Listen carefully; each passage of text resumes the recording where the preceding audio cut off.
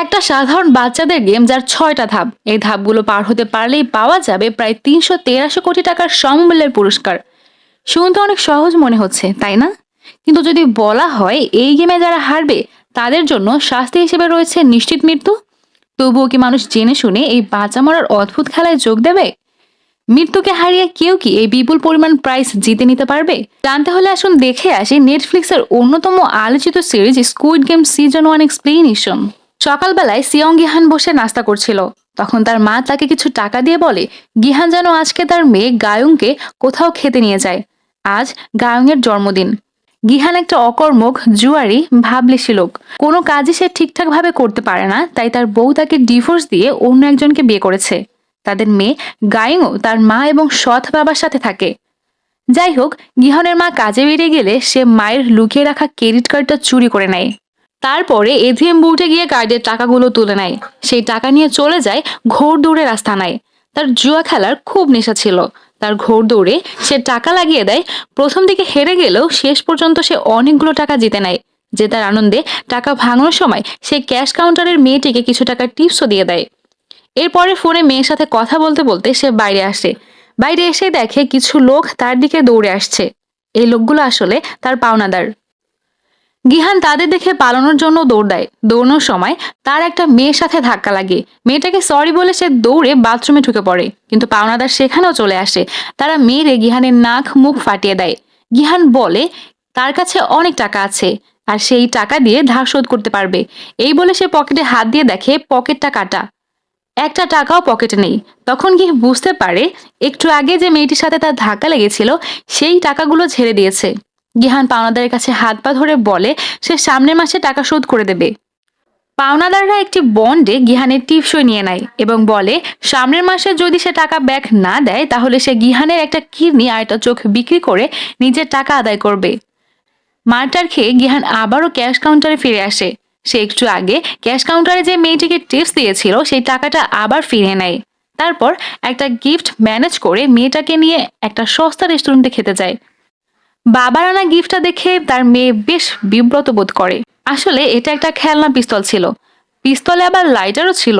এটা বাড়ি নিয়ে গেলে মা দেখা মাত্রই বকাবকি শুরু করবে। তাই গিহান মেয়ের জন্য আনা গিফটটা আবার নিজের কাছেই রেখে দেয়। সে মেয়েকে বলে পরবর্তী জন্মদিনে সে অনেক দামি একটা গিফট দেবে। এটা শুনে তার মেয়ে কিছু একটা বলতে গিয়েও পরে আর বলে না। গিয়ান এই ব্যাপারটা খেয়াল করলো। যাই হোক, মেয়ের সাথে সুন্দর সময় কাটিয়ে সে তাকে আবারও প্রাক্তন স্ত্রীর কাছে পৌঁছে দিয়ে চলে আসে। মেয়েকে রেখে মেট্রো স্টেশনে আসতেই সে সামান্যর জন্য বাড়ি ফেরার ট্রেনটা মিস করে ফেলে। তাই সে স্টেশনের বেঞ্চে বসে পড়ে। তখন তার কাছে একজন লোক আসে এবং তার সাথে একটা গেম খেলার অফার দেয়। গেমটার নাম দাগজি। গেমটা হলো একটা কার্ড মেঝেতে থাকবে, অন্য একটা কার্ড দিয়ে মেঝে থাকা কার্ডের উপর মেরে সেটাকে উল্টাতে হবে। তো যতবার গিহান দাগজিতে জিতবে ততবার তাকে 1 লাখ ওন দেওয়া হবে। আর যদি লোকটা জেতে তাহলে গিহানকে 1 লাখ ওন দেওয়া লাগবে। লোকটা গিহানকে প্রথমে খেলার সুযোগ দেয়, তাই গিহান খেলতে রাজি হয়। তার কাছে যেহেতু কোনো টাকা ছিল না তাই সে নিজের লাককে একবার ট্রাই করে দেখতে চাইছিল, কিন্তু তার লাক প্রসন্ন ছিল না।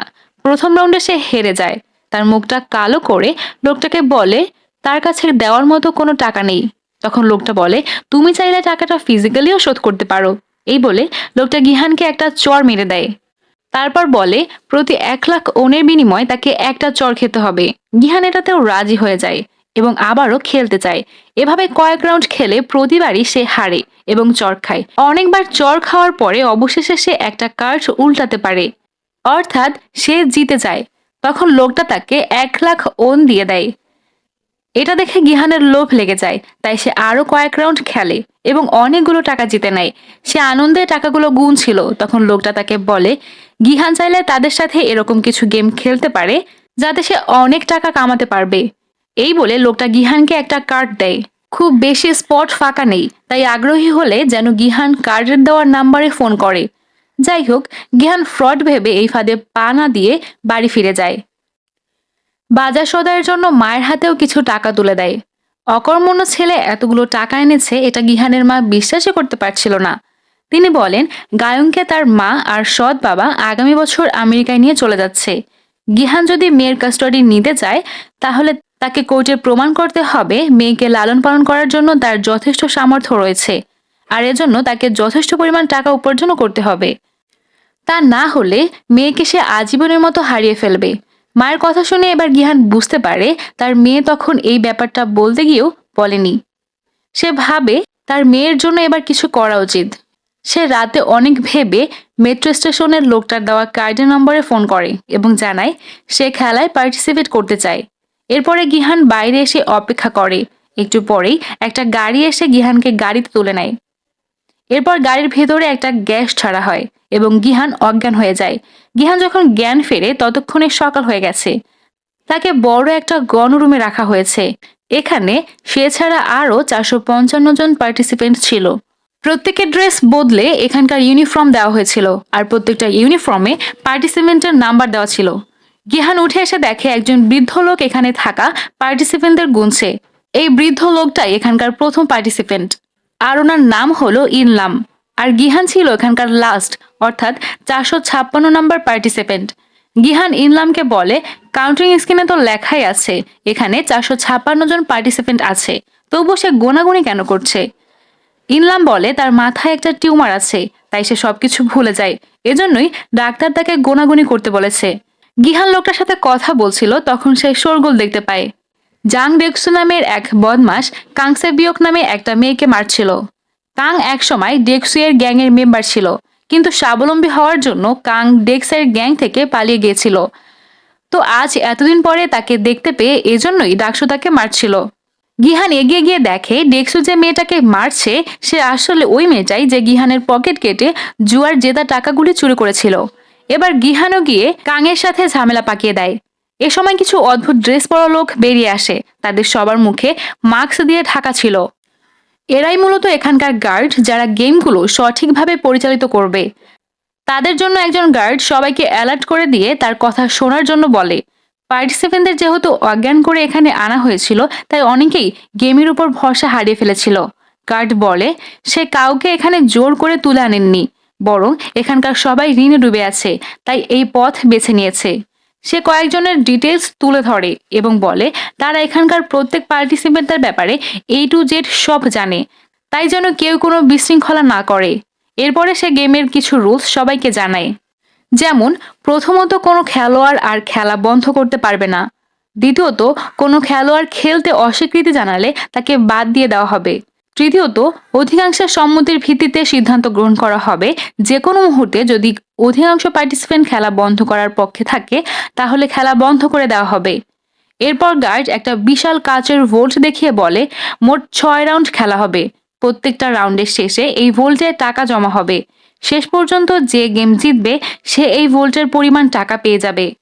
এটা শুনে সবাই খেলতে রাজি হয়ে যায়। তাই গার্ডরা প্রত্যেকের কাছে একটা এগ্রিমেন্ট পেপার সাইন করিয়ে নেয়। এরপর তাদের ফটো তুলে নিয়ে গেমের জন্য সব প্রসেসিং শেষ করা হয়। আর এসবই একটা কন্ট্রোল রুমে বসে অন্যরকম পোশাক পরা একজন লোক তদারকি করছিল। এই লোকটার ছদ্মনাম হলো ফ্রন্টম্যান। সে মূলত এখানকার লিডার। যাই হোক, এরপরে সব পার্টিসিপেন্টদের একটা ফিল্ডে নিয়ে আসা হয়, যেখানে গিহান তার ছোটবেলার বন্ধু সাংহুকে দেখতে পায়। সাং ছোটবেলা থেকেই অনেক ট্যালেন্টেড। সে অনেক বড় কোম্পানিতে চাকরি করত। তাকে গ্রামের গর্ব বলা হতো, কিন্তু সেও ঋণের দায়ে এখানে এসেছে। এটা গিহানের বিশ্বাসই হচ্ছিল না। সে সাংকে এ ব্যাপারে জিজ্ঞাসা করলে সাং জানায় সে পরে এ ব্যাপারে কথা বলবে। তো এরই মধ্যে গেম শুরুর অ্যানাউন্সমেন্ট শুরু হয়। তারা দূরে একটা গাছের নিচে বিশাল সাইজের একটা রোবোটিক পুতুল দেখতে পায়। অ্যানাউন্সমেন্টে বলা হয় তাদের এবার green light red light game খেলতে হবে। এটা মূলত বাচ্চাদের একটা গেম। গ্রিন লাইট বললে সামনে এগোতে হবে আর রেড লাইট বলা মাত্রই থেমে যেতে হবে। রেড লাইট বলার পরেও যদি কেউ না থামে তাহলে সে হেরে যাবে। তো এখানকার পার্টিসিপেন্টদের মাত্র 5 মিনিট সময় দেওয়া হয় আর এই 5 মিনিটের ভেতরে তাদের ফিনিশ লাইনে পৌঁছাতে হবে। আর এবার গেমটা পরিচালনা করবে এই রোবোটিক পুতুলটা। তো টাইম অন হওয়ার সাথে সাথেই খেলা শুরু হয়ে যায়। পুতুলটা পেছনে ঘুরে গ্রিন লাইট বলতেই সবাই এগোতে শুরু করে। কয়েক সেকেন্ড পরে হঠাৎ পুতুলটা রেড লাইট বলে ওঠে। পার্টিসিপেন্টদের দিকে ঘুরে তাকায়। এ সময় একজন পার্টিসিপেন্ট নড়াচড়া করছিল, তাই পুতুলটার চোখে থাকা মোশন ডিটেক্টর সেটাকে ডিটেক্ট করে নেয় এবং একটা গুলির আওয়াজ শোনা যায়। মুহূর্তে ছেলেটা মাটিতে লুটিয়ে পড়ে। এটা দেখে অনেকেই পালাতে শুরু করে আর তখনই তাদের উপর অনর্গল গুলি চলতে শুরু হয় এবং তারা মারা যায়। এবার সবাই বুঝতে পারে তারা গেমটা যতটা সহজভাবে নিয়েছিল সেটা মোটেও ততটা সহজ ছিল না। যত বেশি প্রাইস তত বেশি রিস্ক। যাই হোক, খেলার নিয়ম অনুযায়ী কেউ খেলা শেষ না করে বের হয়ে যেতে পারবে না, তাই বেঁচে থাকা পার্টিসিপেন্টরা খেলা চালিয়ে যেতে থাকে। এদিকে গিহান একজনের নিচে চাপা পড়ে, আর বেরোতে পারছিল না। পেছন থেকে সাংও তাকে বলে এই খেলায় বাঁচতে হলে তাদের নির্ধারিত টাইমের ভেতর ফিনিশ লাইনে পৌঁছাতে হবে, তা না হলে তারা এমনিও মারা যাবে। সে গিহানকে টিপস দেয় যে সে যেন কোনো একজনের পেছনে দাঁড়িয়ে তার আড়ালে এগোতে থাকে, তাহলে সে পুতুলের মোশন ডিটেক্টর থেকে বেঁচে যাবে। তো সাংয়ের টিপস অনুযায়ী গিহান এগোতে শুরু করে। ফিনিশ লাইনে পৌঁছানোর আগে আরো অনেকেই মারা যায়। গিহান প্রায় ফিনিশ লাইনে পৌঁছে গিয়েছিল, কিন্তু একটা লাশের হাতের ওপর পা পড়ায় সে স্লিপ খেয়ে পড়ে যাচ্ছিল। তখনই পুতুলটা রেড লাইট বলে মুখ ঘুরিয়ে নেয়। এই মুহূর্তে এক চুল নড়াচড়া হলেই গিহান মারা পড়তো। ভাগ্য ভালো, পেছন থেকে আলী আব্দুল নামে একটা ছেলে গিহানকে চেপে ধরেছিল, তাই শেষ মুহূর্তে সে বেঁচে যায়। অবশেষে টাইমার যখন 1 সেকেন্ড বাকি, সেই মুহূর্তে গিহান এবং আব্দুল ফিনিশ লাইনে পৌঁছতে সক্ষম হয়, কিন্তু তখনও কয়েকজন ফিনিশ লাইনে পৌঁছতে পারছিল না। তাদের সবাইকে গুলি করে মেরে ফেলা হয়। অবশেষে অনেকগুলো মৃত্যু নিয়ে এই রাউন্ডটা শেষ হয়ে যায়। হোক মৃত্যু, প্লেয়ারদেরকে গার্ডেরা একটা সিক্রেট চেম্বারে নিয়ে যায়। সেখানে বড় চুল্লি ছিল, সেই চুল্লির ভেতরে লাশগুলো ভস্ম করে ফেলা হয়। এদিকে বেঁচে যাওয়া প্লেয়াররা ক্লান্ত আর হতাশ হয়ে বসে থাকে। এ সময় গার্ডেরা সেখানে এসে অ্যালার্ম বাজিয়ে সবার দৃষ্টি আকর্ষণ করে এবং সবাইকে গেমের প্রথম রাউন্ড শেষ করায় অভিনন্দন জানায়। এরপরে আজকের গেমের রেজাল্ট দেখা যায় যে 456 জন পার্টিসিপেন্টদের ভেতরে 255 জন এলিমিনেট হয়েছে, অর্থাৎ মারা গিয়েছে। আর বর্তমানে 201 জন পার্টিসিপেন্ট টিকে আছে যারা পরের রাউন্ডে খেলার সুযোগ পাবে। কিন্তু আজ সবাই যে পরিস্থিতি ফেস করেছে তাতে পরের রাউন্ড খেলার মতো সাহস কারোই ছিল না। তাই সবাই গার্ডের কাছে অনুনয় বিনয় করতে থাকে তাদের ছেড়ে দেওয়ার জন্য। গার্ডেরা বলে তারা কাউকে জোর করে রাখতে চায় না, তারা শুধু তাদেরকেই শাস্তি দেয় যারা গেম খেলার সময় রুলস ভঙ্গ করে। তো যেহেতু গেমের তৃতীয় রুলস অনুযায়ী সংখ্যাগরিষ্ঠ পার্টিসিপেন্ট যেটা চাইবে সেই সিদ্ধান্ত নেওয়া হবে, তাই অধিকাংশ যদি খেলা অফ করে দিতে বলে তবে তাই হবে। এজন্য তাদের একটা ভোট নেওয়া হবে। তবে ভোট গ্রহণের আগে গার্ড সবাইকে প্রথম রাউন্ড শেষে কত প্রাইজ মানি জমেছে সেটা দেখায়। এ সময় ভোল্টের ভেতর অনর্গল টাকার বান্ডেল পড়তে থাকে। গার্ড জানায় প্রতিটা প্লেয়ারের জন্য বরাদ্দ 100 মিলিয়ন। আর এখন পর্যন্ত মারা গেছে 255 জন। সেই হিসেবে এখন পর্যন্ত 25 বিলিয়ন প্রাইজ মানি ভোল্টে জমা পড়েছে। তো এখন যদি পার্টিসিপেন্টরা খেলতে না চায় তাহলে ভোল্টের সব টাকা মৃতদের পরিবারকে দিয়ে দেওয়া হবে। কিন্তু যদি তারা খেলা চালিয়ে যেতে চায় তাহলে শেষ পর্যন্ত যে খেলায় জিতবে সে 455 জন প্লেয়ারের টোটাল প্রাইজ মানিটা অর্থাৎ 456 বিলিয়ন ওন একাই পাবে। প্রাইজ মানির অ্যামাউন্টটা শুনে অনেকেই লোভে পড়ে যায় এবং নিজের সিদ্ধান্তের পরিবর্তন করে। যাই হোক, এরপরে ভোটের আয়োজন করা হয়। 201 জনের ভেতর 200 জনের ভোট নেওয়া হয়ে যায় এবং দেখা যায় 100 জন খেলা চালিয়ে যাওয়ার পক্ষে এবং বাকি 100 জন খেলা বন্ধ করে দেওয়ার পক্ষে ভোট দিয়েছে। এখন লাস্ট ভোটটা দেওয়ার জন্য এগিয়ে যায় বৃদ্ধ ইনলাম। সে এটা সেটা ভেবে অবশেষে খেলা বন্ধ করার পক্ষে ভোট দেয়। ফলে সংখ্যাগরিষ্ঠ পার্টিসিপেন্ট যেহেতু খেলা বন্ধের পক্ষে ভোট দিয়েছে, তাই গার্ডেরা খেলা সমাপ্ত করার ঘোষণা দেয়। তখনও কিছু প্লেয়ার খেলা চালিয়ে যাওয়ার জন্য রিকোয়েস্ট করতে থাকে, কিন্তু গার্ডেরা নিয়মের বাইরে যেতে পারবে না বলে তারা জানায় সকল পার্টিসিপেন্টরা এখানে ফিরে আসার জন্য আর একটা সুযোগ পাবে। তাই যদি সবাই ফিরে আসে তবে খেলাটা আবার কন্টিনিউ করা হবে। তো এরপর সব প্লেয়ারদের চোখ হাত পা বেঁধে বিভিন্ন জায়গায় ফেলে আসা হয়। তারপরে যে যার বাড়ি ফিরে যায়। তবে একমাত্র গিহান সোজা থানায় চলে যায়। সে থানায় অফিসারদেরকে সব ঘটনা খুলে বলে, কিন্তু স্বাভাবিকভাবেই কেউ তার কথা বিশ্বাস করে না।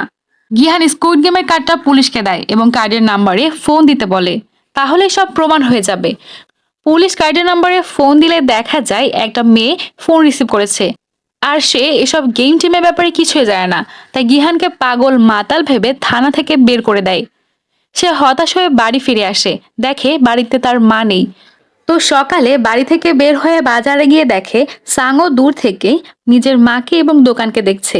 গিহান এগিয়ে গিয়ে জিজ্ঞাসা করে সে বাড়ি ফিরছে না কেন। সাংও জানায় সে অনেক টাকা লোন করেছে, ধার দেনা বাকি করে সে মার্কেটে লাগিয়েছে। সে অফিসের ক্যাশের টাকাও শেয়ার মার্কেটে ইনভেস্ট করেছিল, কিন্তু সব টাকা লস খেয়ে গেছে। এমনকি সে তার মায়ের বাড়ি, দোকান সবকিছুর উপরে লোন উঠিয়ে ফেলেছে। সেগুলো শোধ দেওয়ার মতো টাকা তার কাছে নেই। এজন্য সে বাড়ি ফিরতে পারছে না। তো এরই মধ্যে আবার গিহানের কাছে ফোন আসে আর তাকে হাসপাতালে ডাকা হয়। সে হাসপাতালে গিয়ে দেখে তার মা শয্যাশয়ী। ডাক্তার বলে গিহানের মায়ের পায়ে একটা ক্ষত হয়েছিল, যেহেতু ওনার ডায়াবেটিস তাই তার ক্ষতটা শুকায়নি, বরং ইনফেকশন পুরো পায়ে ছড়িয়ে পড়েছে। এখন ওনাকে বাঁচাতে হলে অপারেশন করা জরুরি, কিন্তু মায়ের অপারেশন করার মতো টাকা গিহানের কাছে ছিল না। তাই তার নিজের কাছে নিজেকেই খুব ছোট মনে হচ্ছিল। যাই হোক, একদিন থানার একজন পুলিশ অফিসার জুনহো তার ভাইকে খুঁজে বেড়াচ্ছিল। তার ভাই বেশ কিছুদিন ধরে নিখোঁজ। সে হোস্টেলে তার ভাইয়ের রুমটা খুঁজতে যায় এবং সেখানে সেম কার্ড খুঁজে পায়, যেমনটা গিহন আজ থানায় দেখিয়েছিল। কার্ডটা দেখে জুনহো সন্দেহ করে গিহান যা কিছু বলেছে তার সবই হয়তো সত্যি। তাই সে এবার গিহানকে খুঁজতে শুরু করে। অন্যদিকে কাং ফিরে এসে একটা অনাথ আশ্রমে যায়। এখানে সে তার ভাইকে রেখে গিয়েছে। আসলে কাং এবং তার পরিবার উত্তর কোরিয়ার বাসিন্দা। সেখানে কিছু ঝামেলার কারণে সে ভাইকে নিয়ে দক্ষিণ কোরিয়ায় পালিয়ে এসেছে। এখন সে মাকেও এখানে আনার চেষ্টায় আছে, তাই বিভিন্নভাবে টাকা ইনকাম করার চেষ্টা চালিয়ে যাচ্ছে। ইনকামে চক্করে সে ভাইকেও সাথে রাখতে পারছে না। গেমের আর এক পার্টিসিপেন্ট আব্বাস আলী একটা কারখানায় চাকরি করত। সে তার বসের কাছে কিছু টাকা পেত, কিন্তু বস তাকে টাকা দিতে চাইছিল না। এই নিয়ে তার বসের সাথে হাতাহাতি শুরু হয়ে যায়। আর এক পর্যায়ে বসের হাত একটা মেশিনের ভিতর ঢুকে যায় এবং হাতটা থেতলে যায়। এই সুযোগে আলী টাকার একটা প্যাকেট নিয়ে পালিয়ে যায়। তারপরে সে বাড়ি ফিরে আসে এবং স্ত্রীকে বলে সে যেন দেশে ফিরে যায়। এখানকার ঝামেলা শেষ করে তারপরে সে দেশে ফিরে যাবে। এদিকে গিহান টাকা ম্যানেজের চেষ্টা করছে, কিন্তু কেউই তাকে টাকা দিচ্ছিল না। হতাশ হয়ে সে একটা বারে বসেছিল। হঠাৎ সেখানে তার বৃদ্ধ ইনলামের সাথে দেখা হয়ে যায়। ইনলাম বলে সে আবারও গেমে ফেরত যেতে চায়। সে এমনিও বেশি দিন বাঁচবে না, তাই মরার আগে সে থ্রিলিং কিছু ফিল করতে চায়, জীবনের মানেটাকে বুঝতে চায়। যদিও গিহান তখনও গেমে ফেরত যাবার ব্যাপারে কিছুই ভাবছিল না। সে টাকার জন্য তার প্রাক্তন স্ত্রীর কাছে যায়, কিন্তু সে দুর্ব্যবহার করে বের করে দেয়। একটু পরে প্রাক্তন স্ত্রীর বর্তমান স্বামী বেরিয়ে এসে গিহানকে টাকা দেয় এবং সে বলে সে যেন আর কখনো তার ফ্যামিলিকে বিরক্ত না করে। এটা শুনে গিহান রেগে যায় এবং লোকটাকে ঘুষে মেরে টাকাগুলো তার মুখের উপর ছুঁড়ে মারে। এ সময় গিহানের মেয়ে বাইরে বেরিয়ে আসে এবং এই দৃশ্য দেখে ফেলে। গিহান লজ্জায় মাথা নামিয়ে সেখান থেকে চলে আসে। সে হতাশ হয়ে বাড়ি ফিরছিল। তখন অফিসার জুনহো তাকে আটকায় এবং গেমের ব্যাপারে জিজ্ঞাসা করে। সেই সাথে সে জানায় যে গিহানের মতো সেম কার্ড সে তার ভাইয়ের ঘরে পেয়েছে আর তার ভাই কিছুদিন ধরে মিসিং। তাই ভাইকে খুঁজতে সে গিহানের কাছে হেল্প চায়, কিন্তু গিহান হেল্প করার মতো পরিস্থিতিতে ছিল না। সে জুনহোকে এড়িয়ে চলে যায়। বাড়িতে ঢোকার সময় গিহান দেখে তার দরজার ফাঁকে স্কুইড গেমের একটা ইনভিটেশন কার্ড রাখা আছে। সে কার্ডটা হাতে নিয়ে আবারও গেমে ফেরার সিদ্ধান্ত নেয়। তাই একটা নির্দিষ্ট জায়গাতে গিয়ে দাঁড়ায় এবং একটু পরেই একটা গাড়ি এসে আগেবার মতোই অজ্ঞান করে তাকে নিয়ে যায়। তবে এ সময় একটা ঘটনা ঘটে যায়। জুনহো গিহানকে ফলো করে, তাই স্কুইড গেমের লোকেরা যখন গিহানকে নিয়ে যাচ্ছিল তখন জুনহো তাদেরকেও ফলো করতে শুরু করে। এরপরে গাড়িটা ট্রাফিকে থামলে জুনহো খুব সাবধানে গাড়ির নিচে ঢুকে গাড়ির কোনো পার্টস ধরে ঝুলে থাকে। এরপরে গাড়িটা একটা পোর্টে জাহাজের ভেতরে নিয়ে আসা হয়, যেখানে গিহানের গাড়িটা ছাড়াও আরও অনেক পার্টিসিপেন্টদের গাড়ি ছিল। এ সময় গার্ডেরা বিভিন্ন দিকে বিচ্ছিন্ন হয়ে গেল। জুনহো একটা গার্ডকে অ্যাটাক করে এবং তাকে মেরে ফেলে। তারপরে তার ড্রেস এবং মাস্ক পরে লাশটা পানির ভিতর ফেলে দেয়। লাশটা ফেলার আগে জুনহো নিজের সার্ভিস আইডি কার্ড গার্ডটার পকেটে ঢুকিয়ে দেয়। এরপর সে বাকি গার্ডদের সাথে মিশে যায়। মাস্ক থাকার কারণে কেউ সেটা বুঝতেও পারে না। যাই হোক, সবাইকে একটা বিচ্ছিন্ন দ্বীপে নিয়ে আসা হয়। তারপর স্কুইড গেমের প্লেসে নিয়ে এসে সবার জামা কাপড় বদলে ইউনিফর্ম পরিয়ে দেওয়া হয়। সবার জ্ঞান ফেরার পর দেখা যায় 201 জনের ভেতরে 187 জন পার্টিসিপেন্ট ফিরে এসেছে। একটু পরে সবাইকে বেশ ভালো খাবার খেতে দেওয়া হয়। সেদিনের মতো কাউকে কোনো টাস্ক দেওয়া হয় না। রাতে পার্টিসিপেন্টদের ভেতরে হানমিউ নামের এক মহিলা সিগারেট খেতে চাইছিল, কিন্তু এখানে নিজেদের সাথে কোনো কিছু রাখা নিষেধ ছিল। তাই সে গোপনাঙ্গের ভেতরে করে একটা কৌটোতে সিগারেট লুকিয়ে রেখেছিল। তাই সে টয়লেটে যাবার বাহানা জুড়ে দেয়। গার্ডরা বলে এখন রুমের বাইরে যাওয়ার অনুমতি নেই। তবুও ইনিও জেদ ধরে, তার খুব জোর টয়লেট পেয়েছে। তাকে যেতে না দিলে সে এখানেই টয়লেট করে ফেলবে। উপায় না পেয়ে গাইডেরা তাকে টয়লেটে যাবার পারমিশন দেয়। মিনুকে যেতে দেখে কাং বলে সেও টয়লেটে যেতে চায়। তাই গার্ড তাদের টয়লেটে ঢুকতে দিয়ে বাইরে দাঁড়িয়ে থাকে। মিনিউ যে টয়লেটে ঢোকে, কাংও একই টয়লেটে ঢোকে। তারপর সে একটা ছুরি বের করে সে ছুরিটা যেভাবেই হোক গার্ডদের থেকে লুকিয়ে রেখেছিল। কাং ছুরি দিয়ে সিলিং এর করিডোরের একটা ঢাকনা খুলে ফেলে, তারপর উপরের করিডোরে উঠে যায়। সে করিডোর দিয়ে আস্তে আস্তে একটা সময় রান্নাঘরগুলো দেখতে পায়। গার্ডের রান্নাঘরে বিশাল সব পাতিলে চিনি ছিল। সেটা দেখার পর আবারও করিডোর বেয়ে টয়লেটে নেমে আসে। এতক্ষণ ধরে কাংকে মিনিউ সাপোর্ট দিচ্ছিল। কাং নেমে আসার পরে তারা টয়লেট থেকে বেরিয়ে আসে এবং স্বাভাবিকভাবেই গণরুমে ফিরে যায়। ফিরে আসার পর মিনু কাংকে জিজ্ঞাসা করে সে কি দেখেছে। কাং জানায় সে চিনি গলাতে দেখেছে, কিন্তু চিনি গলানোর কারণ তারা বুঝতে পারে না। সকালে তাদের সবাইকে নাস্তা দেওয়া হয়, তবে একজন পার্টিসিপেন্ট নাস্তার পাউরুটির ভেতরে কোনো এক গার্ড একটা চিরকুট দেয় এবং পরের গেম সম্পর্কে তাকে জানিয়ে দেয়। এই পার্টিসিপেন্ট একজন ডাক্তার ছিল, তার নাম বিয়ঙ্গি। গার্ডের সাথে তার কি সম্পর্ক সেটা আমরা পরে জানতে পারবো। যাই হোক, নাস্তা শেষ হলে সবাইকে দ্বিতীয় গেমের জন্য রেডি হতে বলা হয়। প্লেগ্রাউন্ডে যাবার সময় সাং কাংকে বলে সে গত রাতে কাংকে মিনিয়ের সাথে কথা বলতে শুনেছে। তাই সাং কাংকে জিজ্ঞাসা করে সে এক্স্যাক্টলি কি দেখে। সে যদি সঠিকভাবে বলতে পারে তাহলে সাং পরবর্তী গেম সম্পর্কে আন্দাজ করতে পারবে। কাং সাহুংকে জানায় সে চিনি গলাতে দেখেছে। সাংও তখন বুঝতে পারে না গার্ডেরা চিনি কেন গলাচ্ছিল। তবে একটু পরেই তাদের প্লেগ্রাউন্ডে আনা হয় এবং তারা দেখতে পায় দেয়ালে 4টা শেপ আঁকা হয়েছে, একটা বৃত্ত, একটা ত্রিভুজ, একটা স্টার এবং একটা ছাতা। এগুলো দেখেই সাং এর ছোটবেলার মেলার কথা মনে পড়ে। মেলাতে চিনি গলিয়ে বিভিন্ন ছাঁচের মিঠা বানানো হতো। সাংও আন্দাজ করে ফেলে পরের গেমটা কি হতে চলেছে। তবে গিহান তাকে এ ব্যাপারে জিজ্ঞাসা করলে সে নিজের বন্ধুকেও এ ব্যাপারটা কিছুই বলে না। তো যাই হোক, অ্যানাউন্সমেন্টের পর প্লেয়ারকে বলা হয় তারা যেন এই 4টে শেপের যে কোনো একটার সামনে দাঁড়িয়ে পড়ে। সবাই তাদের পছন্দ মতো শেপের সামনে দাঁড়িয়ে পড়ে। এরপরে দেখা যায় আসল টুইস্ট। সবাইকে তাদের পছন্দ মতো শেপ অনুযায়ী চিনির একটা সাজ এবং একটা সুই দেওয়া হয়, আর বলা হয় সাজটা না ভেঙে 10 মিনিটের ভেতরে তাদের এই শেপটা বের করে আনতে হবে। কেউ যদি সাজ ভেঙে ফেলে বা নির্ধারিত টাইমের ভেতরে কাজ শেষ করতে না পারে তাহলে সে হেরে যাবে। আর এখানে হেরে যাওয়া মানেই তো নিশ্চিত মৃত্যু। তো সাং যেহেতু গেমের ব্যাপারে বুঝে গিয়েছিল তাই সে ত্রিভুজ শেপের সামনে দাঁড়িয়ে পড়েছিল, আর গিহান কিছু না বুঝেই ছাতার শেপের সামনে দাঁড়িয়েছিল। তাই খেলা শুরু হবার পরে সাংও ইজিলি ত্রিভুজটা আলাদা করে ফেলে এবং গেম জিতে বেরিয়ে যায়। যারা সহজ শেপ পেয়েছিল তারা দ্রুত সেকেন্ড রাউন্ড শেষ করে ফেলে, কিন্তু গিহানের মতো যারা কঠিন শেপ সিলেক্ট করেছিল তারা মহা মুসিবতে পড়ে যায়। শেষ মুহূর্ত পর্যন্ত তারা চেষ্টা করতে থাকে, মাঝখানে অনেকে মরেও যায়। এদিকে সময় শেষ হয়ে আসছিল, তাই গিহান একটা বুদ্ধি খাটায়। সে সাজটা চাটতে শুরু করে, এতে শেপের খাঁজগুলো ভিজে নরম হয়ে আসে।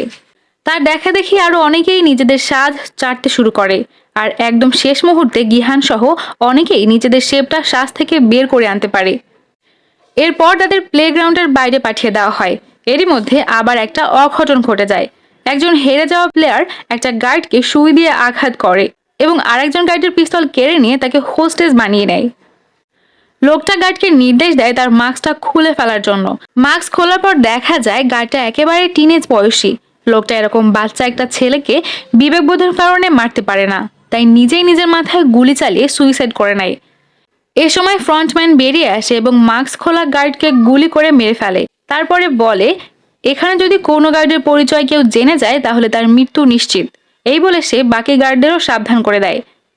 যাই হোক, সবাই রুমে ফিরে আসার পরে সেকেন্ড রাউন্ডের রেজাল্ট জানানো হয়। এই রাউন্ডে 187 জনের ভেতরে 79 জন মারা গিয়েছে, মানে এলিমিনেটেড হয়েছে। তাই তাদের ভাগের টাকাগুলো ভোল্টে জমা হয়ে যায়। ভোল্টের টাকা বাড়তে দেখে অনেকেরই মুখে হাসি ফুটে ওঠে। তো কিছুক্ষণ পরে সবাইকে খাবার দেওয়া হয়। আজকের ডিনার জাস্ট একটা ডিম সেদ্ধ আর 1 বোতল বিয়ার। তাই ডেক্সো আর তার গ্রুপ 2বার করে খাবার নেয়, ফলে লাস্টে দেখা যায় 5 জন মানুষ আর খাবার পায় না। এখানে সবার জন্য সমপরিমাণ খাবার বরাদ্দ থাকে। ডেক্সোর গ্রুপে যেহেতু 2বার খাবার নিয়েছে তাই লাস্টের 5 জনের ভাগে আর খাবার জোটে না। এই 5 জনের একজন রেগে গিয়ে ডেক্সোর কাছ থেকে খাবার কেড়ে নিতে গেলে ডেক্সো তাকে মারতে মারতে একদম মেরেই ফেলে। এসব দেখে গিহান গার্ডদের কাছে নালিশ করে, কিন্তু গার্ডেরা নির্বাক হয়ে দাঁড়িয়ে থাকে। তারা কোনো রকম প্রতিহত করে না। একটু পরে দেখা যায় মৃত প্লেয়ারটার ভাগের টাকাও ভোল্টে জমা হয়। এটা দেখার পর সব পার্টিসিপেন্টদের ধারণা হয় এখানে কেউ মরে যাওয়া মানেই তাদের লাভ। তাই কেউ কেউ এই সুযোগের ফয়দা লোটার প্ল্যান করে, আবার কেউ কেউ সতর্ক হয়ে যায়। এদিকে ডাক্তার ভিয়ং কিন্তু পার্টিসিপেন্টদের সাথে ছিল না। আসলে এখানে একদল গার্ড মৃত প্লেয়ারদের শরীর থেকে অর্গান বের করে সেগুলো ব্ল্যাক মার্কেটে বিক্রি করে দিত, আর এই অর্গানগুলো ভিয়ঙ্গি বের করে দিত। এজন্যই গার্ডরা তাকে বিভিন্নভাবে চিরকুট পাঠিয়ে পরবর্তী গেমের ব্যাপারে জানিয়ে দিত, যাতে সে দ্রুত মরে না যায়। তো এই ছিল বিয়ঙ্গি আর গার্ডের মধ্যে ডিল। আজকের মতো সার্জারি শেষ হলে গার্ডেরা বিয়ঙ্গিকে একটা ডিম দেয়, সেই সাথে জানায় আজকে ইচ্ছে করে প্লেয়ারদের অল্প খাবার দেওয়া হয়েছে, যাতে তারা নিজেদের মধ্যে গ্যাঞ্জাম লাগায় আর হতাহতের ঘটনা ঘটে। এগুলো গেমেরই অংশ। তাই বিয়ংকে সাজেশন দেওয়া হয় আজকের রাতে সে যেন শক্তিশালী কোনো গ্রুপের সাথে যোগ দেয়। এছাড়া ডিমের ভেতর চিরকুট তাকে পরবর্তী দিনের গেমের ব্যাপারে জানিয়ে দেওয়া হয়। ভিয়ং রুমে ফিরে এসে ডেক্সুর গ্রুপে যোগ দিতে যায়। সে ডেক্সুকে বলে পরের গেমের ব্যাপারে সে জানে, তাই ডেক্সু যদি আজ রাতে তাকে প্রোটেক্ট করে তাহলে সেও ডেক্সুকে প্রোটেক্ট করবে। যাই হোক, রাতে যে ভয়ঙ্কর কিছু একটা ঘটবে এটা সবাই বুঝতে পেরেছিল। তাই গিহাং, সাং, আলী আব্দুল্লাহ এবং ইলনাম একসাথে সেফ কোথাও থাকার প্ল্যান করে। রাতে লাইট অফ হওয়া মাত্রই শক্তিশালী যারা ছিল তারা দুর্বলদের উপর আক্রমণ করা শুরু করে। রাতের অন্ধকারে শুধু আর্তনাদ শোনা যায় আর লাশের স্তূপ গড়ে ওঠে। ডেক্সুর যেহেতু কাং এর ওপর আগে থেকেই রাখছিল, তাই সে এবার কাংকে অ্যাটাক করে। কাং এর বিপদ দেখে গিহাং এবং তার গ্রুপ এগিয়ে এসে ডেক্সুর গ্রুপকে প্রতিহত করে। এ সময় বৃদ্ধ ইলনাম একটা আলমারির উপর উঠে বসেছিল। সে এসব আর সহ্য করতে না পেরে চিৎকার করতে শুরু করে। তখন ফ্রন্টম্যান গার্ডদের লাইট জ্বালাতে নির্দেশ দেয়। লাইট জ্বালানো মাত্রই গার্ডেরা সবাইকে অ্যালার্ট করে দিয়ে সবার কাছ থেকে অস্ত্র কেড়ে নেয়। এ সময় ছদ্মবেশে থাকা অফিসার জুনহো গিহনের পেছনে এসে দাঁড়ায় এবং ফিসফিস করে বলে ইনহো নামের কোনো প্লেয়ারকে সে চেনে কিনা। গিহান জানায় এখানে তারা কেউই কারোর নাম জানে না। এটা শোনার পর জুনহো সরে যায়। তো এরপরে গার্ডরা মৃত প্লেয়ারদের আগুনে ডেড বডিগুলো ভস্ম করে ফেলে। তবে যাই হোক, একটা দুর্বিষহ রাত কেটে সকাল হয়। সকালে সবাইকে তৃতীয় রাউন্ডের জন্য প্লেগ্রাউন্ডে ডাকা হয়। গত রাতে 27 জন মারা গিয়েছে, তাই আর 80 জন প্লেয়ার বাকি ছিল। অ্যানাউন্সমেন্টে জানানো হয় এই গেমটা গ্রুপ আকারে খেলা হবে, তাই সবাইকে 10 মিনিট সময় দেওয়া হয় এই গ্রুপ মেম্বার খোঁজার জন্য। তাদেরকে এক একটা গ্রুপে 10 জন করে ভাগ হয়ে যেতে বলা হয়। ডেক্স তার গ্রুপে সব শক্তিশালী প্লেয়ারদের ঢোকায়, আর এজন্য সে গ্রুপ থেকে মিনিউকে বের করে দেয়। মিনিউ রাগ করে বলে এই প্রতারণার প্রতিশোধ সে নিশ্চয়ই নেবে। ডেক্স তার কথায় কান দেয় না, কারণ এখানে সবচেয়ে শক্তিশালী গ্রুপ তারাই ছিল। তো বাকিরাও যে যার মতো গ্রুপ বানিয়ে নেয়। আরেকটা গ্রুপের মধ্যে সবচেয়ে দুর্বল গ্রুপ হয়ে দাঁড়ায় গিহানের গ্রুপটা। মিনিও লাস্টে সেই গ্রুপে সে জয়েন করে, ফলে তাদের গ্রুপে 3 জন মেয়ে হয়ে যায়। পাশাপাশি বৃদ্ধ ইলনাম তো আছেই, তার উপর আবার আলী আব্দুলের একটা হাতের 2টো আঙুল নেই। কিন্তু তাদের আর কি বা করার আছে, ভাগ্যে যা আছে তা তো হবেই। যাই হোক, এরপরে সবাইকে বলা হয় তাদের এবারের গেম হলো টাগ অফ ওয়ার, মানে দড়ি টানা। এই গেমের প্লেগ্রাউন্ড ফ্লোর থেকে অনেক উপরে রাখা হয়েছে। সেখানে 2টো গ্রুপ দড়ির 2টো প্রান্ত ধরে থাকবে। এরপর 2 গ্রুপ দড়ি টানাটানি করবে। যে গ্রুপ শেষ পর্যন্ত হেরে যাবে তারা ওপর থেকে পড়ে মরে যাবে, আর বিজয়ীরা পরের রাউন্ডে পৌঁছে যাবে। তো এরপরে লটারি করে সিলেক্ট করা হয় কোন 2টো টিম প্রথমে খেলবে। ডুয়েক্সার গ্রুপের সাথে টিম 7 এর খেলা পড়ে। ডেক্সের গ্রুপটা বেশি শক্তিশালী হওয়ায় তারা সহজেই টিম 7কে হারিয়ে দেয়। তো এরপরে গিহানের গ্রুপের সাথে টিম 5 এর খেলা পড়ে। ডেক্সের গ্রুপের পরে টিম 5 এর বাকিদের তুলনায় বেশি শক্তিশালী ছিল, তাই গিহানের গ্রুপের সবাই খেলা শুরুর আগেই অনেক ঘাবড়ে যায়। তবে বৃদ্ধ ইলনাম তাদের ভরসা দিয়ে বলে এই গেমটা শুধু শক্তি দিয়ে খেললেই হয় না, বুদ্ধিরও ব্যবহার করতে হয়। সে ছোটবেলায় এই গেম অনেক খেলেছে, তাই এই গেম জেতার ট্রিক্স সে জানে। খেলা শুরু হবার আগেই সে নিখুঁতভাবে সবাইকে প্রতিটা ট্রিক শিখিয়ে দেয়, আর সেই ট্রিক্স অনুযায়ী সবাই বেশ ভালোই খেলছিল। কিন্তু শেষের দিকে তারা খেলার তাল হারিয়ে ফেলে। তখন লাস্ট মুহূর্তে সাঙ্গো পরামর্শ দেয় তারা যেন একসাথে 3 ধাপ সামনে এগোয়, এতে মোশন সিকনেসের জন্য বিপক্ষ দলের প্লেয়াররা পড়ে যাবে। তারা এক নাগাড়ে টান দিয়ে তাদের হারিয়ে দেবে।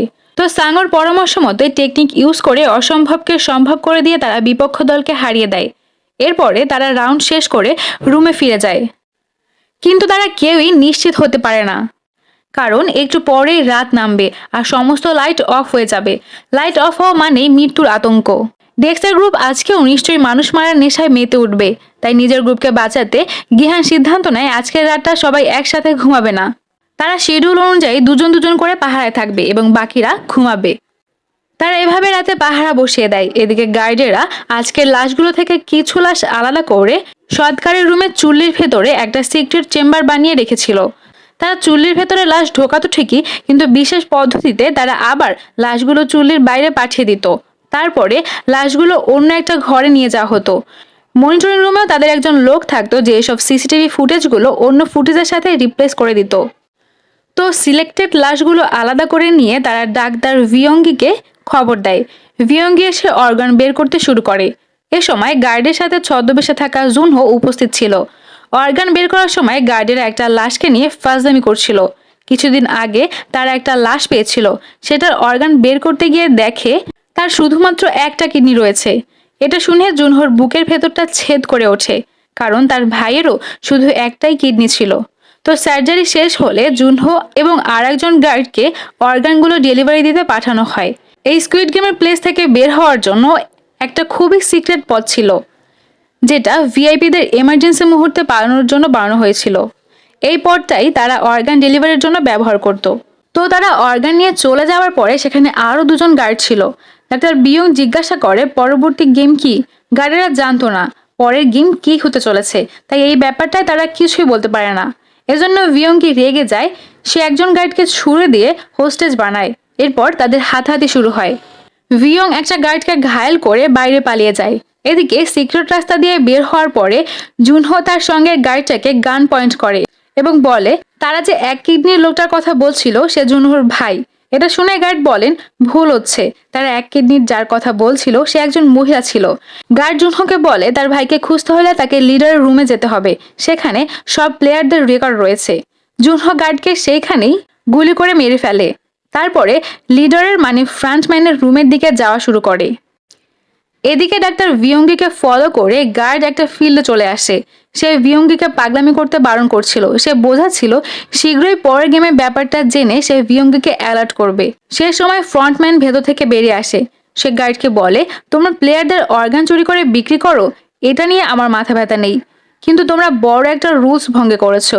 এই গেমের ইকুয়ালিটি নষ্ট করেছো। এই গেমের সবচেয়ে বড় আদর্শের জায়গা হলো এখানে সবাইকে সমান সুযোগ দেওয়া হয়, অথচ তুমি ডাক্তারকে ইনফরমেশন দিয়ে এই ইকুইটি নষ্ট করেছো। এই বলে ফ্রন্টম্যান গার্ডকে মেরে ফেলে। সেই সাথে অন্যান্য গার্ডেরাও ডাক্তার ভিয়ঙ্গিকে মেরে ফেলে। একটু পরে ফ্রন্টম্যান বাকি দুজন মৃত গার্ডের ব্যাপারে জেনে যায়। এমনকি এটাও জেনে যায় 29 নাম্বার গার্ডটাকে দেখা যাচ্ছে না। এই 29 নাম্বার গার্ডের আইডেন্টিটি জুনোর কাছে ছিল। ফ্রন্টম্যান মৃত গার্ডের শরীর থেকে বুলেট বের করে দেখে এই বুলেটে যেই গান ব্যবহার করা হয় সেই ধরনের গান এখানে ইউজ করা হয় না। তাই সে বুঝে যায় বহিরাগত কেউ এখানে প্রবেশ করেছে। তাই সে তাকে খুঁজে বের করতে বলে। এদিকে জুনহো ততক্ষণে ফ্রন্টম্যানের ঘরে পৌঁছে গিয়েছিল। সে প্লেয়ারদের রেকর্ড বই খুলে তার ভাইকে খুঁজতে শুরু করে, কিন্তু প্লেয়ারদের মধ্যে তাকে খুঁজে পাওয়া যায় না। এবার সে বিভিন্ন বছরে এই গেমে যারা উইনার হয়েছে তাদের লিস্ট বের করে।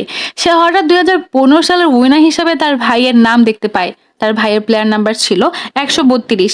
সে কনফার্ম হওয়ার জন্য 2015 সালের প্লেয়ার রেকর্ড থেকে 132 নাম্বার লিস্ট বের করে এবং দেখে তার ভাই সত্যি 2015 সালে স্কুইড গেমের উইনার ছিল। এদিকে ফ্রন্টম্যানের নির্দেশে সব প্লেয়ারদেরকে ঘুম থেকে তুলে দেওয়া হয়। তারপর তাদেরকে চতুর্থ রাউন্ডের জন্য গেম হলে নিয়ে যাওয়া হয়। তবে গেম শুরু করার আগে তাদেরকে রুলস ভঙ্গ করার জন্য সব গার্ডদের এবং ডাক্তার ভিয়ংকে দেখানো হয়। এদের সবাইকে গলায় দড়ি দিয়ে ঝুলিয়ে রাখা হয়েছিল। প্লেয়ারদের জানানো হয় এরা সবাই রুলস ভেঙেছিল, তাই তাদেরকে শাস্তি দেওয়া হয়েছে। এখানে গার্ড হোক বা প্লেয়ার সবার জন্য সমান, এখানে সবাইকে সমান অধিকারের চোখেই দেখা হয়। তো এরপরে সব প্লেয়ারকে গেম হলে ঢুকানো হয়। তাদেরকে অ্যানাউন্সমেন্টে বলা হয় এবার প্রত্যেকে 2 জনের টিম বানাতে হবে। এবারে খেলাটা জোড়ায় জোড়ায় খেলা হবে। পার্টনার চুজ করার জন্য সবাইকে 10 মিনিট সময় দেওয়া হয়। প্রায় সবাই নিজেদের পার্টনার সিলেক্ট করে ফেলেছিল, তবুও গিহান নিজের পার্টনার ম্যানেজ করতে পারছিল না। এরই মধ্যে সে একজনের কাছে জানতে পারে ডাক্তার ভিয়ঙ্গি মরে যাবার পর এখানে মোট প্লেয়ার আছে 39 জন। তাই সবাই জোড়া বানানোর পর লাস্ট একজন কোনো পার্টনার পাবে না, তাকে হয়তো খেলা শুরুর আগেই মেরে ফেলা হবে। এটা শুনে গিহান বৃদ্ধ ইনলামের দিকে খেয়াল করে। সবচেয়ে দুর্বল প্লেয়ার হওয়ায় তাকে কেউই পার্টনার বানাতে চাইছিল না। সে একা একা কোনায় বসেছিল। এটা দেখে গিহানের খারাপ লাগে, তাই সে ইনলামকেই নিজের পার্টনার বানিয়ে নেয়। ইতিমধ্যে পার্টনার চুজ করার জন্য নির্ধারিত টাইম শেষ হয়ে যায়। লাস্টে দেখা যায় মিনিও কোনো পার্টনার পায়নি, তাই গার্ডেরা তাকে সরিয়ে অন্য কোথাও নিয়ে যায়। তার সাথে কি ঘটে সেটা আমরা পরে জানতে পারবো। আপাতত খেলার দিকে ফোকাস করি। তো জোড়া কমপ্লিট হওয়ার পর সব প্লেয়ারকে একটা করে মিনি ব্যাগ দেওয়া হয়। এই মিনি ব্যাগের ভেতর 10টা করে মার্বেল ছিল। এরপর পরের অ্যানাউন্সমেন্ট শুনেই সবাই আপসেট হয়ে যায়, কারণ এই গেমের রুলস হলো সবাইকে তার পার্টনারের সাথে এই মার্বেলগুলো দিয়ে খেলতে হবে। যে পার্টনারের 10টি মার্বেল নিয়ে যেতে পারবে সে এই খেলায় জিতে যাবে। পার্টনার চুজের সময় কেউই ধারণাও করতে পারেনি এরকম পরিস্থিতিতে তাদের পড়তে হবে। এজন্য সবাই তাদের নিজেদের পছন্দের মানুষকে পার্টনার হিসেবে চুজ করেছিল। তাদের মধ্যে একজোড়া স্বামী স্ত্রীও ছিল। তারা অসহায়ভাবে একে অপরের দিকে তাকায়, কারণ এই গেমের শেষে তাদের একজনকে মরে যেতে হবে। যাই হোক, এখন তো আর কিছুই করার নেই। খেলাটা শেষ হওয়ার জন্য 30 মিনিট সময় দেওয়া হয়, তাই সবাই নিজেদের পার্টনারের সাথে খেলা শুরু করে। সমস্যা হয়ে যায় বৃদ্ধ ইনলামকে নিয়ে। মাথার টিউমার আর ডিমেনশিয়ার কারণে সে খেলার কথা ভুলে যায়। সে বারবার বাড়ি যাব করতে থাকে। গিহান তাকে বোঝাতে গিয়ে মাথা খারাপ হয়ে যায়। এক পর্যায়ে শান্তশিষ্ট গিহানও চিল্লাপাল্লা শুরু করে। এদিকে সাংও জোড়া বেঁধেছিল আলী আব্দুলের সাথে। তারা দুজনেই খেলার এক পর্যায়ে আলী আব্দুল ভাগ্যক্রমে সাংয়ের 9টা মামলা জিতে নেয়। তখন সাং আলী আব্দুলের সাথে ছলনার আশ্রয় নেয়। সে আলী আব্দুলকে বোঝায় তারা এভাবে একজন না মরে প্রাণ খাটিয়ে দুজনেই বেঁচে থাকতে পারবে। এখানে খেলা শেষ করার জন্য 30 মিনিট সময় দেওয়া হয়েছে। কোনো কোনো টিম হয়তো এই টাইমে খেলা শেষ করতে পারবে না, তাই তাদের জয় পরাজয় নির্ধারিত হবে না। তখন হয়তো এই টিমগুলোর মধ্যে আবারও খেলা হবে। যদি এমন ঘটে তাহলে তারা দুজনে গ্রুপ হয়ে অন্য টিমের বিপক্ষে খেলবে। দুজনেই বেঁচে যাবে। আলী আব্দুল সাংয়ের কথা পুরোপুরি বিশ্বাস করতে পারছিল না ঠিকই, কিন্তু সাং তাকে একাধিকবার হেল্প করেছে, তাই সে সাংকে এবার ভরসা করে নেয়। সাং আলী আব্দুলকে বলে দুর্বল কোনো টিম খুঁজে বের করতে। তো টিম খোঁজার আগে কৌশলে সে আলী আব্দুলের মার্বেলের ব্যাগটা নিজের ব্যাগের সাথে বদলে দেয়।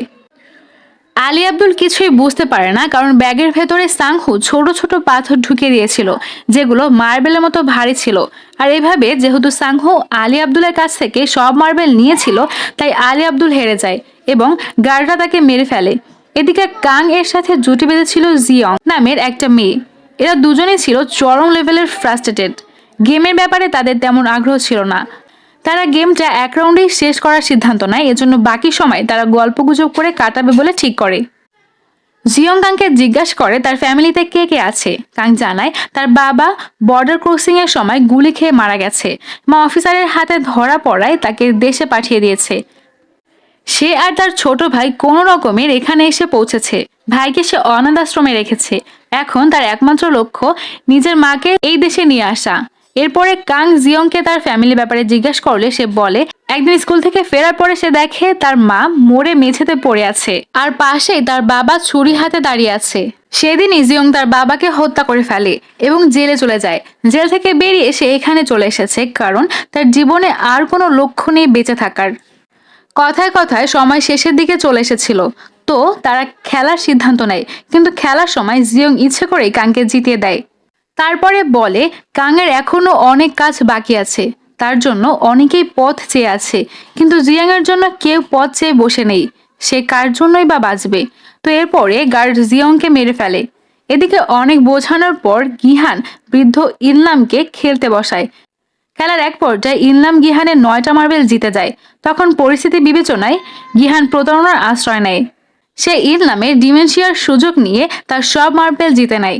যদিও কাজটা করতে গিয়ে গিহানের খুব খারাপ লেগেছিল, কিন্তু এই অবস্থায় নিজের ছাড়া আর অন্য কারোর কথা ভাবার সুযোগ নেই। তো যাই হোক, গিহান যখন গাইডের কাছে মার্বেল জমা দিবে তখন দেখা যায় ইনলাম একটা মার্বেল তখনও লুকিয়ে রেখেছিল। সে মার্বেলটা নিয়ে উঠে চলে যায়। গিহান আবারও তার পেছনে ছুটে গিয়ে তাকে বোঝানোর চেষ্টা করে গেম এখনো শেষ হয়ে যায়নি, সে যেন খেলা চালিয়ে যায়। তখন ইনলাম বলে গিহান যদি ইনলামের একটা মার্বেলের বিনিময়ে নিজের সবগুলো মার্বেল বাজিতে লাগায় তবেই ইনলাম খেলবে। এটা শুনে গিহান রেগে গিয়ে বলে একটা মার্বেলের জন্য আমার সবগুলো মার্বেল বাজিতে লাগিয়ে দেবো আমি কি বলদ নাকি? এটা অন্যায়। তখন ইনলাম বলে ওঠে এতক্ষণ যে আমাকে বলদ বানিয়ে তুমি আমার সবগুলো মার্বেল হাতিয়ে নিচ্ছিলে, সেটা কেমন ন্যায় ছিল? কথাটা শুনে গিহান হকচকিয়ে যায়। আসলে ইনলাম এতক্ষণে হুঁশেই ছিল। সে সব ভুলে যাওয়ার ভান করে টেস্ট করছিল। শেষ পর্যন্ত গিহান কি করে? গিহান লজ্জায় নিজের মাথাটা নামিয়ে রাখে। ইনলাম তার কাছে থাকা লাস্ট মার্বেলটা গিহানের হাতে তুলে দেয়। তারপরে তাকে জড়িয়ে ধরে সবকিছুর জন্য ধন্যবাদ জানায়। গিহান লজ্জা, ঘেন্না, অপরাধবোধের কারণে সেখান থেকে কাঁদতে কাঁদতে চলে যায়। এরপরে একটা গুলির শব্দ শোনা যায় এবং চতুর্থ রাউন্ডটা এখানেই শেষ হয়ে যায়। ফ্রন্টম্যান আড়াল থেকে পুরো গেমটা এতক্ষণ পর্যবেক্ষণ করছিল। গেম শেষ হলে সে গার্ডদের আবারও ফোন দিয়ে জিজ্ঞাসা করে বহিরাগতকে পাওয়া গেছে কিনা। গার্ডরা জানায় তাকে এখনো পাওয়া যায়নি। ফ্রন্টম্যান তাকে দ্রুত খুঁজে বের করতে নির্দেশ দেয়, কারণ একটু পরে ভিআইপিরা এখানে আসবে। তখন সে এখানে কোনো ঝামেলা চায় না। যাই হোক, এদিকে প্লেয়াররা গণরুমে ফিরে আসে। তারা ভেতরে ঢুকেই দেখে মিনু আরামে শুয়ে আছে। মিনু জোড়া না পেলেও যেহেতু সে গেমের কোনো রুলস ভাঙেনি, তাই কোনো গেম ছাড়াই চতুর্থ রাউন্ড পাস করে গেছে। অন্যদিকে ফ্রন্টম্যান তার রুমে ফিরে যায়। এ সময় তার ল্যান্ডলাইনে কারো ফোন আসে। ফোনটা রিসিভ করার সময় সে বুঝে যায় কেউ তার ফোনের রিসিভারটা একটু আগেই তুলেছিল, কারণ সে যেভাবে রিসিভারটা রেখেছিল এখন সেটা অন্যভাবে রাখা আছে। তাই সে নিজের গান বের করে এখন রুমের ভেতর খুঁজতে থাকে এবং বলে, এখানে যে লুকিয়ে আছো সে বেরিয়ে আসো। আমি জানি তুমি একজন পুলিশ অফিসার, কারণ গার্ডদের শরীরে যে বুলেট পাওয়া গেছে সেটা M60 রিভলভার। এই ধরনের রিভলভার কোরিয়ান পুলিশ অফিসাররা ইউজ করে। ফ্রন্টম্যান নিজের মতো করে কথা বলেই যায়, কিন্তু কোনো প্রতিউত্তর আসে না। এরপর সে পাশের একটা রেকর্ড রুমে ঢুকে পড়ে। জুনহো সেখানেই লুকিয়েছিল। ফ্রন্টম্যান তাকে প্রায় ডিটেক্ট করে ফেলেছিল। তখনই তার কাছে গার্ডদের ফোন আসে এবং তারা জানায় একটা ডেড বডি খুঁজে পেয়েছে। ফ্রন্টম্যান দ্রুত সেখানে যাবার জন্য বেরিয়ে যায়। তাই এই যাত্রায় জুনহো ধরা পড়ার হাত থেকে বেঁচে যায়। এদিকে ইলনামের জন্য গিহান খুব মন খারাপ করছিল। সাংহো তাকে সান্ত্বনা দিয়ে বলে, তোমার পার্টনার তো ছিল এক অপরিচিত বৃদ্ধ লোক, কিন্তু ওইখানে ওই লোকটাকে দেখো, লোকটার পার্টনার ছিল তার নিজের স্ত্রী। সে এইমাত্র নিজের স্ত্রীকে মৃত্যু মুখে রেখে এসেছে। গিহান বিস্মিত হয়ে লোকটার দিকে তাকিয়ে থাকে। লোকটার অনুশোচনায় কপাল চাপড়াচ্ছিল যে সে এখানে কেন এলো। টাকার লোভে এসে এখন তার সবই হারাতে হলো। যাই হোক, অন্যদিকে ফ্রন্টম্যান সমুদ্রের ধারে গিয়ে লাশটা দেখতে পায়। এটা মূলত সেই গার্ডটা জুনহো যাকে মেরে তার ড্রেস এবং মাস্ক পরে দ্বীপে ঢুকেছিল। গার্ডের পকেটে জুনহো তার সার্ভিস আইডি কার্ড ঢুকিয়ে দিয়েছিল। তো ফ্রন্টম্যান আইডি কার্ডটাও পেয়ে যায়। এরই মধ্যে তার কাছে ফোন আসে এবং জানানো হয় ভিআইপিরা চলে এসেছে। তাই ফ্রন্টম্যান দ্রুত দ্বীপে তার বসের কাছে ফিরে যায়। ফ্রন্টম্যানের বস একদম অন্য ধরনের স্পেশাল একটা মাস্ক পরেছিল। ইনি মূলত স্কুইড গেমের হোস্ট ছিলেন। পুরো গেমের আয়োজনটা তিনিই করেছেন। ফ্রন্টম্যান বসকে জানায় ভিআইপিরা চলে এসেছে। বস জানায় সে আজ ভিআইপিদের সাথে দেখা করতে পারবে না, তাই ফ্রন্টম্যানই যেন সবকিছু সামনে নেয়। তাই একটু পরে ফ্রন্টম্যান গিয়ে ভিআইপিদের অভ্যর্থনা জানায়। মোট 6 জন ভিআইপি এসেছে। ভিআইপিরাও স্পেশাল ধরনের মাস্ক পরে এসেছিল। ভিআইপিরা মূলত এখানকার খেলা দেখে আনন্দ বিনোদন করতে এসেছে। যাই হোক, এখানে জুনহোর পরিচয় যেহেতু গার্ডেরা জেনে গিয়েছে, তাই সে এবার নিজের পরিচয় লুকোতে ভিআইপিদের দেখাশোনার জন্য যেসব ওয়েটার ছিল সেই ওয়েটারদের একজনকে মেরে তার ছদ্মবেশ ধারণ করে। তারপরে নিজের ফোনটা পোশাকের হাতার ভেতরে কৌশলে রেখে দেয়, যাতে সে ভিডিও রেকর্ড করে প্রমাণ জোগাড় করতে পারে। তো এরপরে সে ড্রিঙ্ক নিয়ে ভিআইপিদের সার্ভ করে। অন্যদিকে প্লেয়ারদের একটু চোখ লেগে এসেছিল। হঠাৎ সাইরেন শুনে তারা চোখ মেলে দেখে স্ত্রীকে হারানো লোকটা গলায় দড়ি দিয়ে আত্মহত্যা করেছে। এই লোকটা মরার পরে প্লেয়ার সংখ্যা 16 জনে নেমে আসে। এই 16 জনকে পঞ্চম রাউন্ডের জন্য প্লেগ্রাউন্ডে নিয়ে যাওয়া হয়। তারা প্লেগ্রাউন্ডে এসে 16টা ডামি দেখতে পায়। সেগুলোতে একটা করে নাম্বারের লেভেল পড়ানো ছিল, আর 16টার ডামিতে 1, 2, 3 করে 16 পর্যন্ত নাম্বার লেখা ছিল। প্রত্যেকটা প্লেয়ারকে তাদের পছন্দ মতো নাম্বার সিলেক্ট করতে বলা হয়। গিহান আগের খেলাগুলোকে অ্যানালাইসিস করে ভাবতে থাকে কোন নাম্বারটা সিলেক্ট করলে গেম কম রিস্কি হবে। তো ভাবতে ভাবতে দেখা যায় দুটো বাদে সবগুলো নাম্বার অন্যদের সিলেক্ট করা হয়ে গেছে। এখন শুধু 1 এবং 16 নাম্বার বাকি আছে। সে 1 নাম্বার লেভেলটা সিলেক্ট করে, কিন্তু পেছন থেকে একজন এসে রিকোয়েস্ট করে এবং বলে যে সারা জীবন সে সব কিছুতে পেছনের কাতারেই পড়ে থেকেছে, তাই সে জীবনে অন্তত একবারের জন্য হলেও প্রথম হতে চায়। এজন্য সে গিহানকে রিকোয়েস্ট করে 1 নাম্বারটা যেন গিহান তাকে দিয়ে দেয়। তো গিহান তখন 1 নাম্বারটা দিয়ে 16 নাম্বার সিলেক্ট করে নেয়। এরপর তাদের একটা কাচের ব্রিজের সামনে আনা হয়। এবারে খেলাটা হলো প্লেয়ারদের এই কাচের ব্রিজটা পার হয়ে ওপারে যেতে হবে। কিন্তু সমস্যা হলো এখানে 2 ধরনের কাচ ব্যবহার করা হয়েছে। একটা হলো টেম্পার গ্লাস, যেটা 2 জন মানুষের ভর নিতে পারবে, আর অন্যটা হলো নর্মাল গ্লাস, যেটার উপরে পা দেওয়া মাত্রই ভেঙে যাবে। তো প্লেয়ারদের টেম্পার্ড এবং নর্মাল গ্লাস বুঝে নিয়ে হাঁটতে হবে, আর প্লেয়াররা নিজেদের সিলেক্ট করা নাম্বার অনুযায়ী আগে পিছে হয়ে সবাই এই ব্রিজের উপর দিয়ে হাঁটবে। এটা শুনে 1 নম্বর লেভেল নেওয়া লোকটা ভাবে লাইফে প্রথম হওয়া সত্যি অনেক জ্বালা। যাই হোক, প্লেয়ারদের খেলা শেষ করার জন্য 16 মিনিট সময় দেওয়া হয়। প্রথম প্লেয়ারটা কাপা কাপা পায়ে টুকটুক করে এগোতে থাকে। প্রথম ধাপে সে টেম্পার গ্লাসের উপরে দাঁড়ালেও সেকেন্ড ধাপে সে নর্মাল গ্লাসে পা দিয়ে ফেলে এবং গ্লাস ভেঙে নিচে পড়ে তৎক্ষণাৎ মারা যায়। এভাবে পরপর কয়েকজন প্লেয়ার ভুল কাজে পা রেখে মারা যায়, আর আগের প্লেয়ারদের ভুল থেকে পেছনের প্লেয়াররা ফয়দা নিয়ে প্রায় অর্ধেক পথ পর্যন্ত পৌঁছে যায়। কিন্তু এবার ঝামেলা বাঁধায় ডিক্সো। তার সামনের 9 জন মারা যাওয়ায় সে এবার জেদ ধরে আর সামনে এগোবে না। যদি কেউ এগোতে চায় তাহলে পেছন থেকে কেউ যেন এগিয়ে যায়। তো এতে রাগ করে একজন প্লেয়ার তাকে ধাক্কা দিতে গেলে উল্টো সেই তাকে ধাক্কা দিয়ে ফেলে দেয়। এরপরে ডেক্সোর কাছে মিনো এগিয়ে আসে। মিনো জানতো সে কখনোই এই ব্রিজ পার হতে পারবে না, তাই তার মৃত্যু অবধারিত। তাই সে এবার ডেক্সের উপর প্রতিশোধ নেওয়ার সুযোগটা কাজে লাগায়। ডেক্স প্রথমে মিনিউকে টিম থেকে বাদ দিয়েছিল। সেই প্রতিশোধ নিতে মিনিউ ডেক্সুকে জড়িয়ে ধরে, তারপর তাকে নিয়ে নিজে লাফ দেয়, ফলে দুজনেই একসাথে মারা যায়। এরপরে বাকি থাকে আর মাত্র 4 জন, গিহান, সাং, কাং এবং আরেকজন লোক। এই লোকটা জানায় সে 30 বছর ধরে গ্লাস ফ্যাক্টরিতে কাজ করেছে, তাই সে টেম্পার্ড আর নর্মাল গ্লাসের পার্থক্য বোঝে। সে আলোর প্রতিফলন দেখে খুব সাবধানে এগোতে শুরু করে। তার দেখা দেখি বাকি 3 জনও এগোতে থাকে, আর 2 থেকে 3 কদম এগোলেই তারা ব্রিজটা পার হয়ে যেতে পারবে। কিন্তু এই লোকটার ট্রিক্স ফ্রন্টম্যান বুঝে যায়, তাই সে ওখানকার সব লাইট অফ করে দেয়। ফলে লোকটা আর আসল নকলের মাঝে পার্থক্য বুঝতে পারছিল না। তাই সে জিজ্ঞাসা করে কারো কাছে মেটালের কিছু আছে কিনা। জিহানের কাছে একটা মার্বেল ছিল, সে মার্বেলটা লোকটাকে দেয়। লোকটা কাচের উপর দিয়ে মার্বেলটা গড়িয়ে দেয় এবং শব্দ শুনে আসল নকলের পার্থক্য বোঝার চেষ্টা করে, কিন্তু সে বুঝতে পারে না ডানের গ্লাসটা আসল নাকি বামের গ্লাসটা আসল। এদিকে খেলার টাইমও শেষ হয়ে আসছিল। এ সময় সাংহু একটা নির্মম কাজ করে ফেলে। সে লোকটাকে ধাক্কা দিয়ে ফেলে দেয়। এতে লোকটা নর্মাল গ্লাসের উপরে পড়ায় সে ভেঙে নিচে পড়ে যায়, আর সাংহু বাকি 2টো ধাপ ইজিলি পার হয়ে যায়। তার দেখা দেখি গিহাং আর কাংও সময় শেষ হওয়ার 1 মুহূর্ত আগে ওপারে পৌঁছে যায়। আর টাইম শেষ হওয়া মাত্রই কাচের ব্রিজটা বিস্ফোরিত হয়ে বিস্ফোরণের কাজ চারদিকে ছড়িয়ে পড়ায় তারা 3 জনই কম বেশি আহত হয়। এদিকে জুনহোকে একজন ভিআইপি ভেতরের রুমে নিয়ে গিয়ে মাতাল অবস্থায় উল্টাপাল্টা কিছু করার চেষ্টা করছিল। তখন জুনহো তার দিকে গান পয়েন্ট করে এবং তার ভিডিও করে নেয়। এরপর তাকে অজ্ঞান করে দিয়ে পালিয়ে যায়। এই ব্যাপারটা ফ্রন্টম্যান শোনা মাত্রই ছুটে আসে। এরপর সে জুনহোকে খুঁজতে শুরু করে এবং দেখে এখানকার সিক্রেট সুড়ঙ্গ দিয়ে জুনহো পালিয়ে যাচ্ছে। জুনহো সেখান থেকে বেরিয়ে একটা অক্সিজেন সিলিন্ডার নিয়ে সমুদ্রের মধ্যে ঝাঁপিয়ে পড়ে। তাকে ধরতে ফ্রন্টম্যান এবং গাইডেরাও ট্রলার নিয়ে সমুদ্রে নেমে পড়ে। জুনহো সমুদ্রের পাশের একটা পাড়ে উঠে আড়লে লুকে পড়ে। সে তার ঊর্ধ্বতন কর্মকর্তাকে ফোন দিয়ে এখানে ব্যাকআপ পাঠাতে বলে। নেটওয়ার্কে ঝামেলা দিচ্ছিল, তাই সে ফোনের রেকর্ড করা সব ফটো ভিডিও থানায় পাঠিয়ে দেয়। কিন্তু সমস্যা হলো এখানে নেটওয়ার্ক প্রায় ছিল না।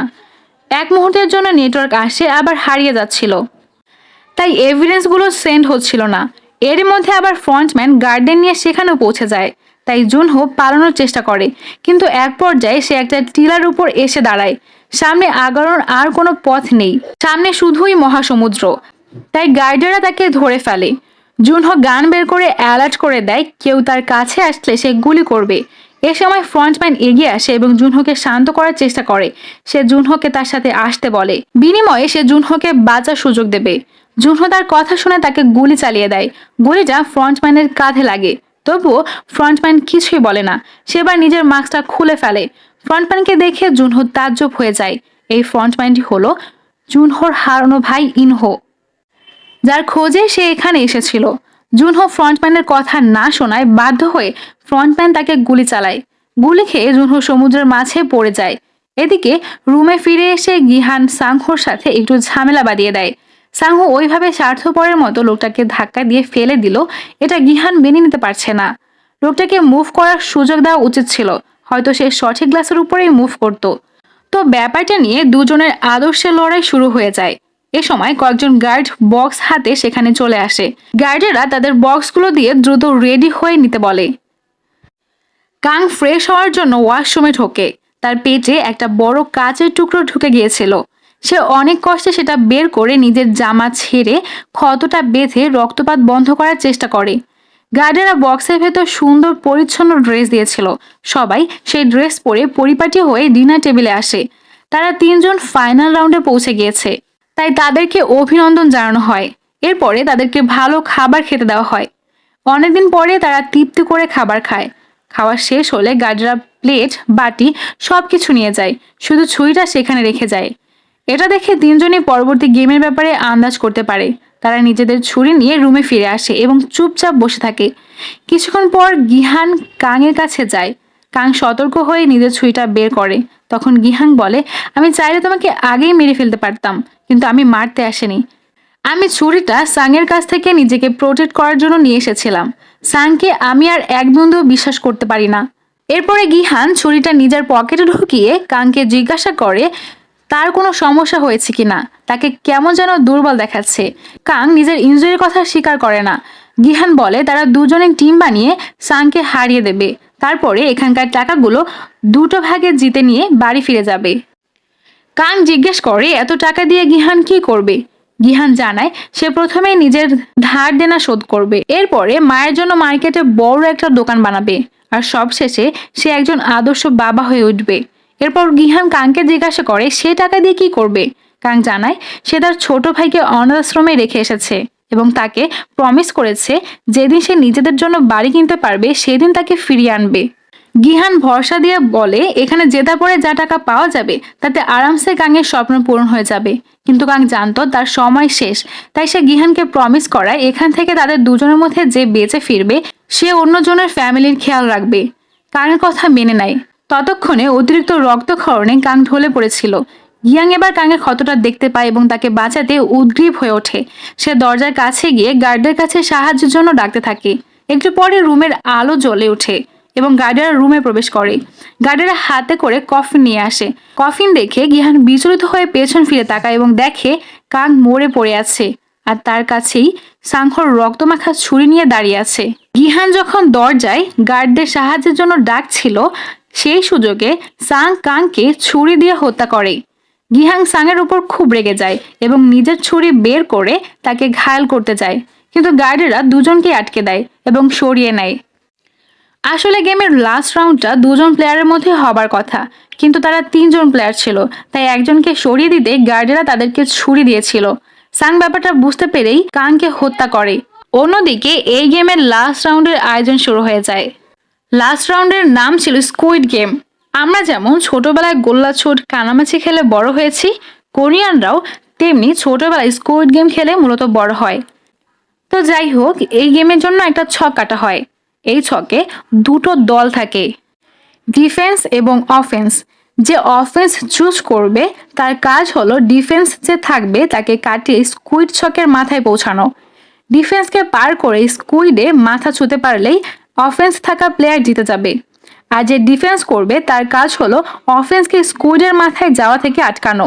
ডিফেন্স প্লেয়ার যদি অফেন্সে থাকা প্লেয়ারকে ধাক্কা দিয়ে ছকের বাইরে ফেলে দিতে পারে তাহলে ডিফেন্স প্লেয়ার জিতে যাবে। তো এই হলো স্কুইড গেম খেলার রুলস। তবে এখানকার স্কুইড গেমের রুলস নিশ্চয়ই তো সহজ হবে না। এখানকার প্রধান রুলসই হলো একজন প্লেয়ারকে অবশ্যই মরতে হবে।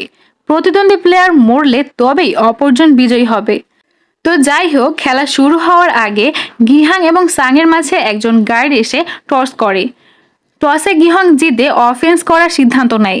এরপর তার স্কুইড ছকের ভেতরে ঢোকে।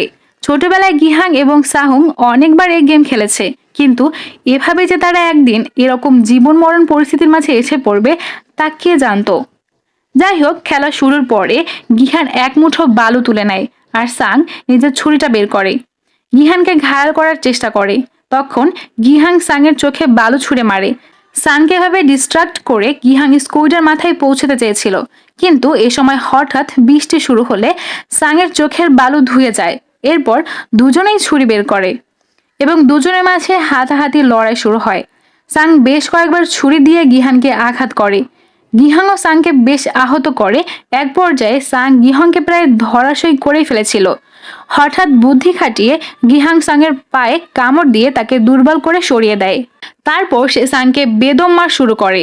মার খেতে খেতে সাং ডিফেন্স করার মতো শক্তিও হারিয়ে ফেলে। তখন গিহানের বড় সুযোগ ছিল সাংকে মেরে ফেলার, তবুও সে সাংকে না মেরে ছুরিটা ফেলে দিয়ে স্কুইডের মাথার কাছে এগিয়ে যায়।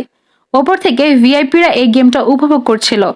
হঠাৎ তারা বিস্মিত হয়ে দেখে গিহান স্কুইডের মাথার কাছে গিয়েও সেটা না ছুঁয়ে আবারও সাংয়ের কাছে ফিরে যাচ্ছে। গিহান ফিরে এসে সাংকে বলে তারা চাইলে এখনো দুজনে বেঁচে যেতে পারে।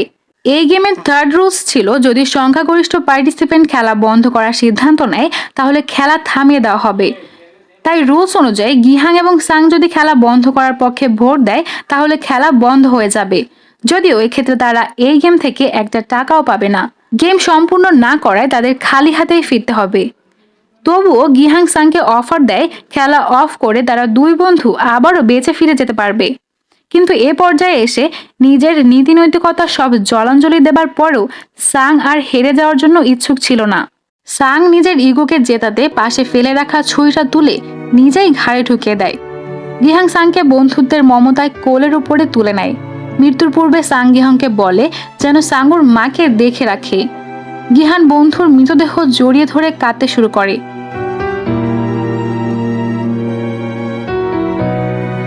খেলা শেষ হলে গিহানকে চোখ বেঁধে ফ্রন্টম্যানের সামনে আনা হয়। ফ্রন্টম্যান গিহানকে অভিনন্দন জানানোর পরে গ্যাস দিয়ে গিহানকে অজ্ঞান করে। তারপর তার শহরের রাস্তার পাশে ফেলে আসা হয়। জ্ঞান ফিরে গিহান তার পকেট থেকে একটা ক্রেডিট কার্ড খুঁজে পায়। সে পাশে একটা এটিএম বুথে কার্ড ইনপুট করে দেখে তার অ্যাকাউন্টে স্কুইড গেমের টোটাল উইনিং প্রাইসটা জমা হয়ে গেছে।